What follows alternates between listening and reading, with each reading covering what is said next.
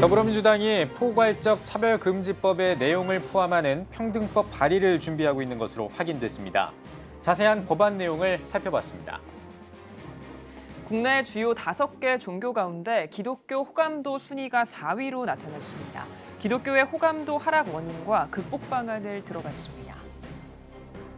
코로나19가 장기화하면서 국내 혈액 보유량이 턱없이 부족한 것으로 알려진 가운데 충남 서산에 있는 한 교회가 전교인이 동참하는 헌혈의 날 행사를 진행했습니다. 그 현장에 다녀왔습니다.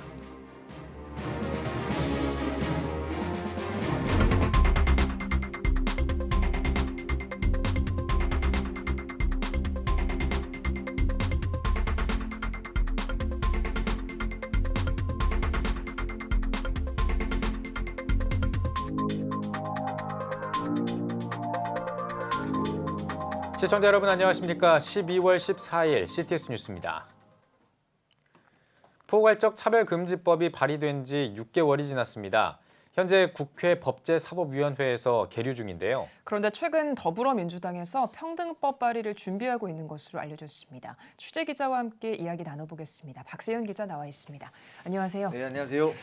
네, 평등법이 발의 준비 중이라고 말씀을 드렸는데 어떤 상황인가요? 네, 더불어민주당 이상민 의원이 대표 발의자인데요. 2013년에 차별금지법을 발의한 지 약 7년 만에 민주당에서 다시 한번 발의를 준비하고 있습니다. 네. 현재 공동 발의자를 찾고 있는 것으로 알려졌습니다. 네, 그렇다면 이 평등법은 어떤 법입니까? 네, 차별금지법하고 거의 흡사합니다. 이 평등법은 평등 및 차별금지법에 관한 법률안을 이르는데요. 네. 제한 이유를 한번 보시면요.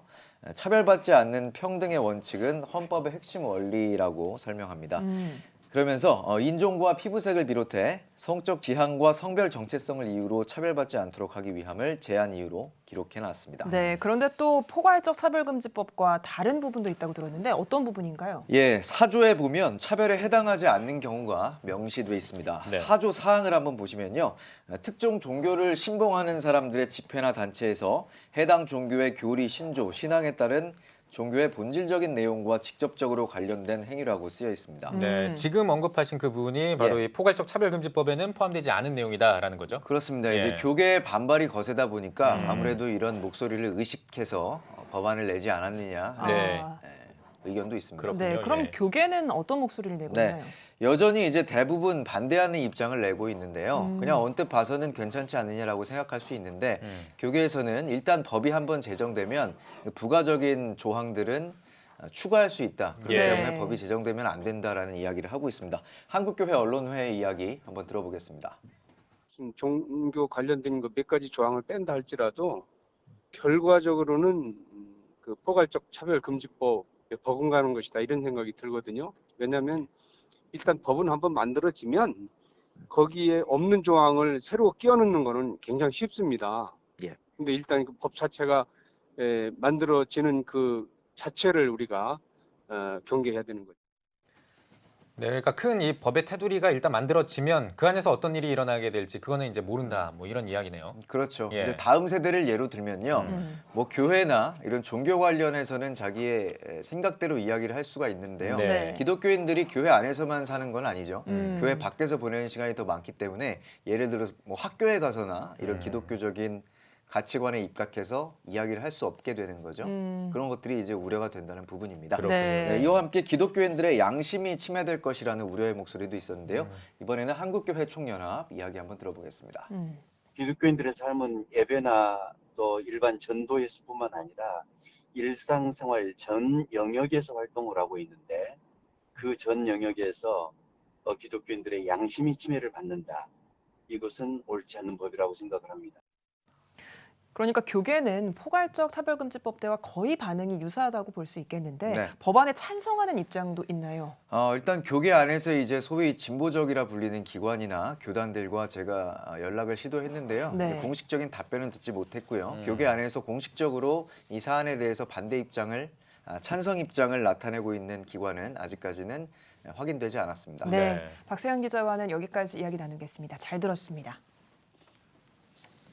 네, 다음 소식입니다. 코로나19가 장기화하면서 국내 혈액 보유량이 매우 부족한 상황인 것으로 알려졌습니다. 혈액이 부족한 상황에 조금이나마 도움이 되기 위해 한 교회가 나섰습니다. 서산교회가 마련한 헌혈의 날 행사 현장을 최대진 기자가 다녀왔습니다.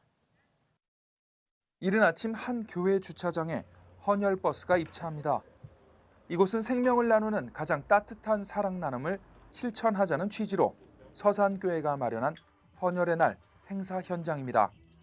그게 사랑을 말로만 하지 말고 행동으로 보여주고, 특별히 요즘 헌혈이 안 되고 부족하는데 우리가 협력해야겠다, 이런 마음이 들어서 우리 전 교우들 함께 동참하기로 했습니다. 헌혈에 동참한 교인들은 예수님의 사랑을 실천한다는 마음으로 기쁘게 동참했다고 밝혔습니다. 사랑하는 마음이 먼저였고요. 하나님의 사랑을 실천하는 그런 헌혈의 의미가 있다고 저는 생각하고 있었고요. 그래서 동참하게 됐어요. 코로나로 인해서 부족한 헌혈을 우리가 조금이나마 보탤 수 있다면 그게 더 행복하고 감사한 일이라고 생각합니다. 헌혈 진행을 돕기 위해 방문한 혈액원 관계자는 최근 코로나19 3차 대유행과 맞물려 확진자가 급증하며 혈액이 많이 부족한 상황이라고 토로했습니다. O형 같은 경우는 이제 오늘 기준으로 2.41분밖에 남지 않아서 지금 보유량이 많이 부족한 상황이라 뭐 병원이나 또 타 기관에 이제 그 혈액 공급이 좀 차질이 생길 수도 있을 것 같은데, 지금 이렇게 또 교회에서 또 직접 나서서 도와주셔서 너무 감사드립니다. 혹시나 주변에서 그 헌혈 버스가 보이면 많이 좀 동참 좀 많이 부탁드리겠습니다. 이날 헌혈의 날 행사는 코로나19 방역 수칙을 철저히 준수하며 진행했습니다. 서산교회 김영배 목사는 앞으로 헌혈의 날 행사를 꾸준히 진행할 계획이라며 어려운 분들에게 조금이나마 도움이 되길 바란다고 밝혔습니다. 우리의 사랑이 이제 실질적으로 전달됐으면 좋겠고, 또 피가 모자라다고 하는데 조금 도움이 됐으면 좋겠다는 생각이 듭니다. 그리고 이런 기회를 통해서 많은 사람들이 동참해서 피가 부족해서 어려움을 겪는 사람들에게 도움을 주고 위로가 되고 격려가 되었으면 좋겠습니다. 지난 9월 18일 정부가 발표한 국내 혈액 보유량은 3.31분으로 주의 단계까지 떨어진 바 있으며 국내 혈액 부족 사태가 장기화하고 있습니다. CTS 뉴스 최대진입니다. 지난달에 발표한 한 조사 결과에 따르면 기독교에 대한 대중의 호감도가 다른 주요 종교에 비해 낮은 걸로 나타났습니다. 그 원인과 대안을 알아봤습니다. 장현수 기자입니다. 지난 11월 한국 리서치에 전국 만 18세 이상 1,000명을 대상으로 한 종교인식 조사 결과에 따르면 기독교, 천주교, 불교, 원불교, 이슬람교 5개 종교 중 기독교의 호감도는 4위로 나타났습니다. 특히 기독교의 호감도에 대한 질문에 66%가 부정적이라고 답했습니다. 천주교와 불교 등 주요 종교와 비교해 상대적으로 낮은 호감도를 보인 겁니다. 전문가들은 조사 결과에 대해 기독교의 호감도 저하는 코로나19 사태 전부터 보였던 현상이라며 코로나19 사태에서 대중에게 한국교회로 오인될 수 있는 신천지의 행보가 현상을 가속화한 것으로 파악한다고 전했습니다.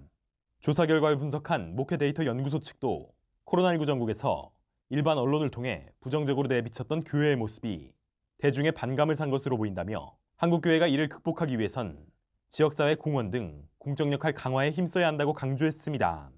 실제로 지난 7월 한 시장조사 전문기업의 조사에 따르면 국민이 원하는 종교의 역할 중 1위는 다양한 봉사활동의 주체였습니다. 그 공공신학이라고 그러죠. 그러니까 교회의 공적 역할들이 되게 중요해졌다. 그런 측면에서 이제는 사회하고 소통하고 그다음에 지역사회를 위해서 봉사하고 헌신하고 어떤 그 목적을 바라고 하는 건 정말 그 순수하게 지역사회를 돕고 헌신하고 섬기는 이런 개신교로 바뀌어지지 않으면 이런 낮은 신뢰도를 회복하기 좀 어려울 텐데. 교회가 방역당국, 국민과 더욱 소통하며 대사회적으로 사랑의 메시지를 전하는 게 사회적 신뢰도와 호감도 회복에 도움이 될 거란 의견도 있습니다. 특히 특정 이슈에 대한 견해를 전할 때 일방적인 자세보다 설득의 방식으로 접근할 필요가 있다고 강조했습니다. 사회가 교회에 대해서 기대하는 거는 이제 겸손한 모습이고요.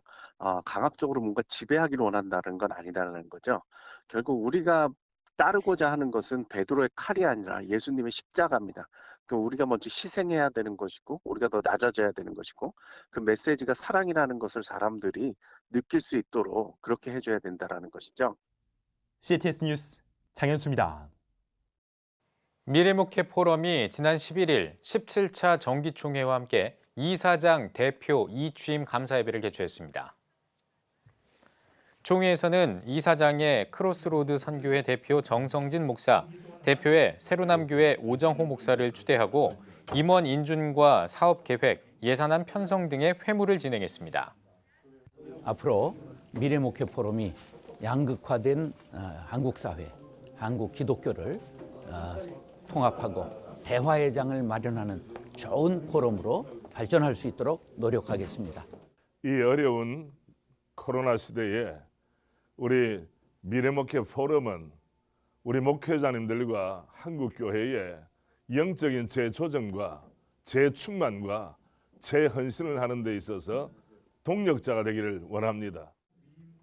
이어진 취임 예배는 서광교회 이상대 목사의 인도로 예장합동 증경총회장 장찬환 목사가 설교를 전했습니다. 참석자들은 한국교회 거룩성 회복과 코로나19 종식, 한국교회 연합과 사회 통합을 위해 합심으로 기도했습니다. 연세중앙교회가 성탄트리 점등식을 열었습니다.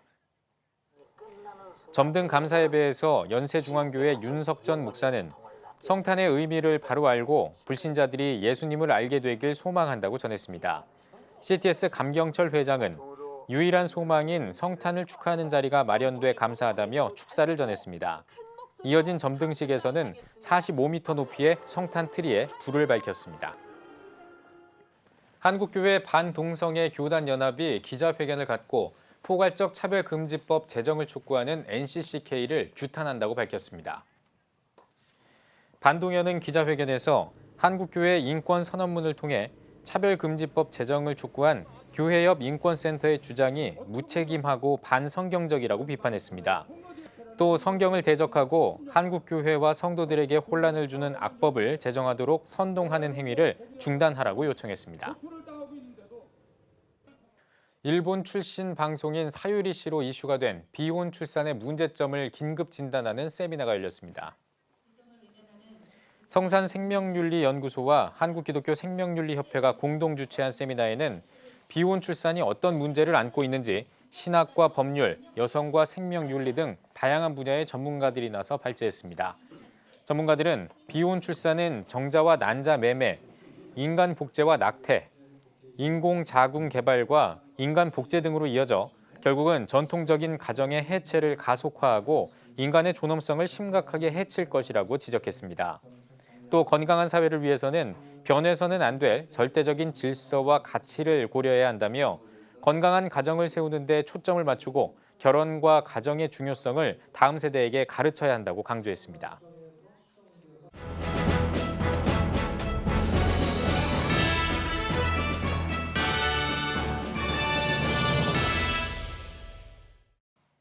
전국 각지역별 네트워크 뉴스입니다. 크리스마스가 다가오면서 교회들의 따뜻한 섬김 소식이 전해지고 있습니다. 세종의 한 교회가 몽골 어린이들을 위한 크리스마스 선물을 보냈다고 하는데요. 이슬기 기자가 취재했습니다. 조치원 성결교회는 몽골 아이들에게 따뜻한 크리스마스를 보내게 하고자 모이기 힘든 상황 속에서 직접 선물을 준비하기 위해 모였습니다. 최명덕 목사가 몽골 아이들에게 보내는 선물이 복음 전파까지 이어진다는 소식을 듣고 교회 성도들과 함께 실천에 나선 것입니다. 그 선물만 보내는 게 아니라 그 복음을 전해서 예수님을 영접하게 한다는 그 이야기를 들었을 때 감동이었어요. 이거 해야 되겠다. 어린이를 구원할 수 있다. 앞으로 10년 후, 20년 후에 그 선물 받은 어린이들이 몽고의 기독교 지도자가 될 거다.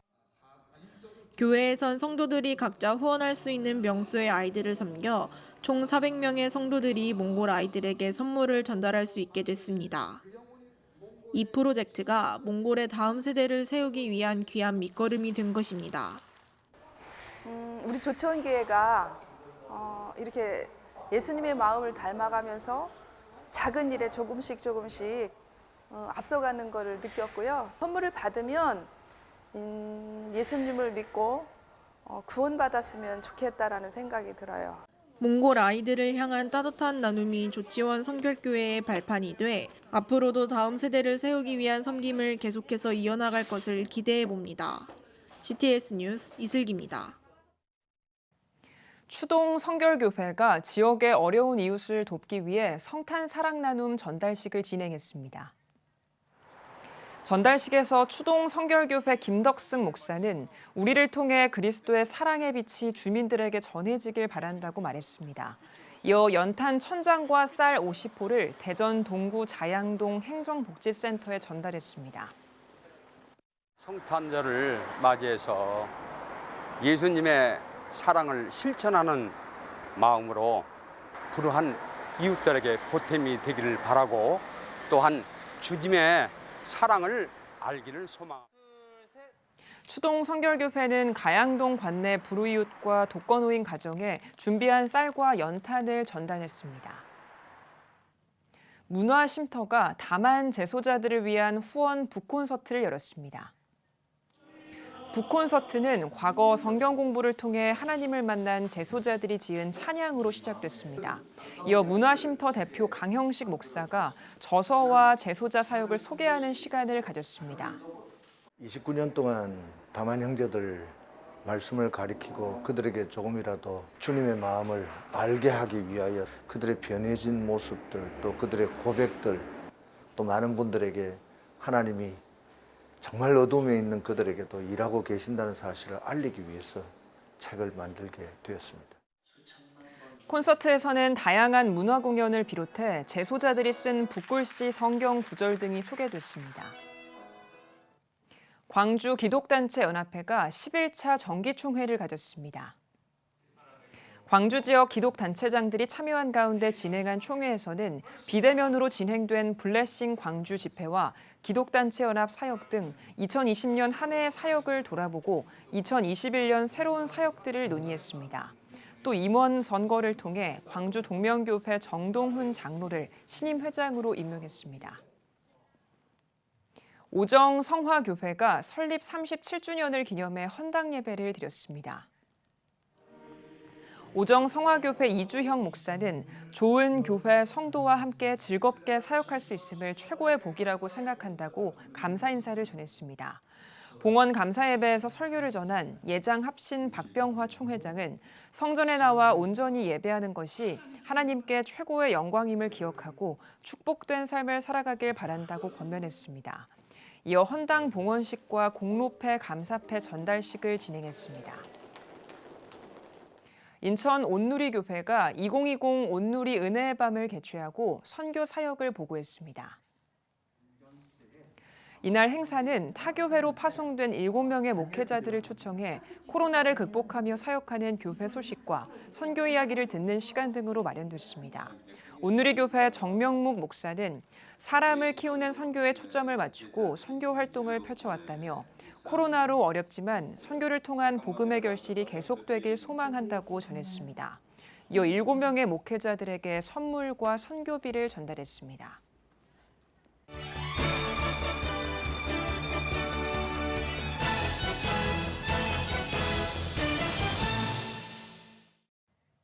이번 한 주간의 책을 소개해드립니다. 이한승 기자입니다. 대중음악에 대한 신학과 묵상을 담은 책, 기독교로 대중음악 즐기기입니다. 책은 제1부 신학으로 대중음악 즐기기, 제2부 묵상으로 대중음악 즐기기로 구성됐습니다. 1장에서는 대중음악을 신학적으로 해석해보고 작곡가 이영훈과 가수 김현식의 음악을 기독교의 관점으로 접근해 그 의미를 짚어봅니다. 2장에서는 외국 대중음악과 각 시대별 한국 대중음악을 성경 말씀과 함께 묵상해봅니다. 특히 해당 음악을 바로 즐길 수 있게 QR코드도 삽입됐습니다. 나사렛대학교 기독교학부 조교수로 있는 저자 최두현 박사는 대중에게 큰 영향을 끼치고 다차원적인 가치를 갖는 대중음악을 더 깊이 즐기며 기독교와 대중음악 사이의 상호 소통과 이해를 도모하기 위해 책을 썼다고 밝혔습니다. 마지막 남은 현대 신학자로 불리는 세계적인 석학 위르겐 몰트만 박사의 마지막 저서 팬데믹 시대를 살아가는 이들의 영혼을 울리는 신간이 나왔습니다. 나는 영생을 믿는다입니다. 몰트만 박사는 부활의 기술, 곧 충만한 생명으로 부활하는 준비 자세의 중요성을 강조하며 죽음을 생각하는 사람들에게 위로와 희망, 영생에 대한 확신을 알리고 있습니다. 옴기니 이신건 박사는 책을 번역하며 몰트만 박사가 죽음 속의 부활을 왜 수용할 수 있었는지 소상히 알게 됐다며 미래를 모색하는 사람들에게 지혜와 용기를 줄 수 있는 책이라고 전하고 있습니다. 다음 세대의 신앙교육을 위한 따뜻한 그림책, 외톨이 아주머니의 특별한 날입니다. 책은 예수 그리스도의 옷자락을 만지고 병이 나은 여인의 이야기가 담긴 마가복음 5장 32절부터 34절의 이야기를 아이들의 눈높이에 맞게 풀어냈습니다. 포근한 그림과 함께 구연동화 전문가가 연기한 녹음 자료를 들을 수 있는 QR코드도 담겨 눈길을 끕니다.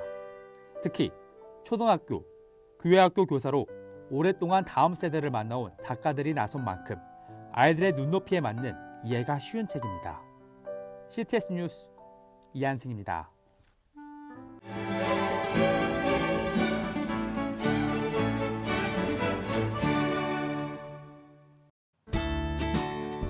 내일은 전국이 대체로 맑겠습니다.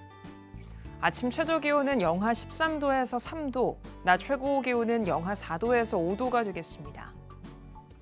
주간 날씨 해봅니다. 16일은 전남과 제주도에 눈이 오는 곳이 있겠습니다.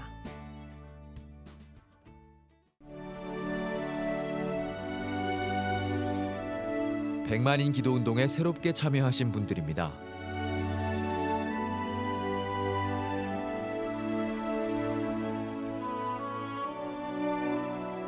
백만인 기도운동을 통해 보내주신 후원금은 국내는 물론 전 세계를 향한 CTS의 영상 선교 사역을 위해 소중하게 쓰이고 있습니다.